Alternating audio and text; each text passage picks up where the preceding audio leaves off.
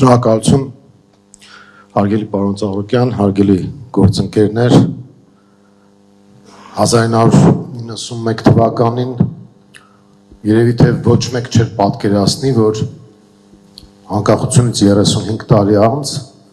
մենք կանգնած ենք լինելու գոյաբանական խնդիրների առաջ եւ ընտրողին ասելու ենք որոշում կայացրա Հայաստանի Հանրապետություն, թե Արևմտյան Ադրբեջան, որոշում կայացրու հայ առաքելական եկեղեցի, թե անհասկանալի շարժում, որոշում կայացրու քո անվտանգության եւ խաղաղության երաշխավորը լինելու է Ալիևը, թե իրական երաշխավորված խաղաղություն ես ունենալու։ 91-ին բոլորը մտածում էին, որ անկախ Հայաստանում լավ են ապրելու, ես այսպես ժողովրդական ձևակերպում տամ, այդ լավ ապրելը նշանակում էր անվտանգ երկիր, նշանակում էր սոցիալ-տնտեսական խնդիրների լուծում, մարդկանց բարեկեցության ապահովում։ Հիմա մենք կարելի ասել 35-ամյա ցիկլի ավարտի վրա ենք, այդպես է ստացվել, որ պետք է որոշում կայացնենք, թե մեր պետական գնացքը, ինչպես որ առաջարկ Հայաստանի հոլովանակում էր ներկայացված, այդ գնացքը որ ուղղությամբ է գնալու։ Եթե վերցնենք ցիկլերի գնահատականները, ապա առաջին փուլում ոչ միայն Հայաստանում, այլ նաև post-սովետական տարածքում այսպես կոչված վայրի կապիտալիզմ ձևավորվեց։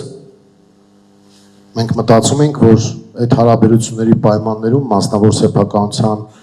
զարգացման պայմաններում մարդիկ ավելի լավ են ապրելու եւ հայերը հատկապես, որ ամբողջ աշխարհով մեծ հաջողությունների են հասնում, անկախ Հայաստանի պայմաններում առավել եւս հաջողություն են գրանցելու, բայց հենց սկզբից արդեն սոցիալական բևեռացվածությունը իրենց գասնել տվեց։ Հետո վայրից անցանք դեպի նոմենկլատուրային կապիտալիզմ, դա իմ ձևակերպումը չէ, դա հայտնի ձևակերպում էր այդ թվերին, երբ որ իշխանության եւ բիզնեսի սերտաճում տեղի ունեցավ եւ մարդիկ կարելի ասել, որ մնացին մենակ իրենց խնդիրների հետ։ X փուլից սկսած արդեն մենք ստացանք հակամարտկային կամ անմարտկային կապիտալիզմ են առումով, որ քաղաքացին օտարվեց պետությունից եւ քաղաքացու վրա հիմնականում դրվեցին պարտավորություններ, իսկ իրավունքները իրեն վերապահեց քաղաքական վերնախավը կամ իշխանական վերնախավը։ Հիմա մենք կանգնած ենք մի վիճակի առաջ, երբ որ երաշխավորված խաղաղությունը դա նշանակում է նաև քաղաքացու երաշխավորված պաշտպանություն իր բոլոր իրավունքների, որովհետև եթե մարդը պաշտպանված չէ, ինքը արդեն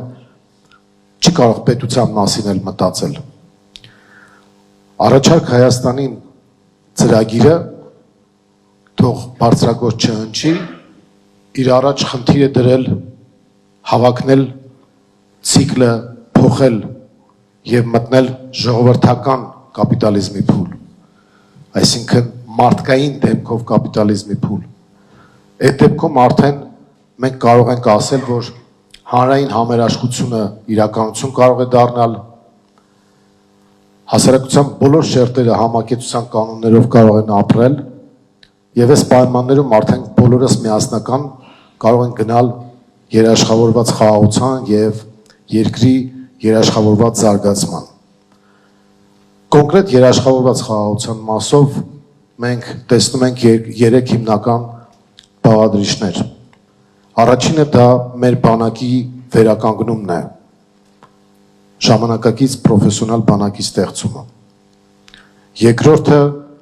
մեր բնական դաշնակիցների հետ հարաբերությունների վերականգնումը եւ զարգացումը։ Եվ երրորդը հայ-ադրբեջանական հարաբերություններում միջնորդ երաշխավորների ներգրավումը,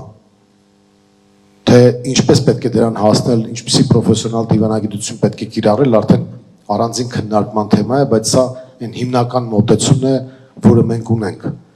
Եվ առաջարկ Հայաստանին ծրագիրը տալիս է այդ հարցերի պատասխանը, եւ մենք հիմնականում 3 ուղղություն ենք առանձնացրել.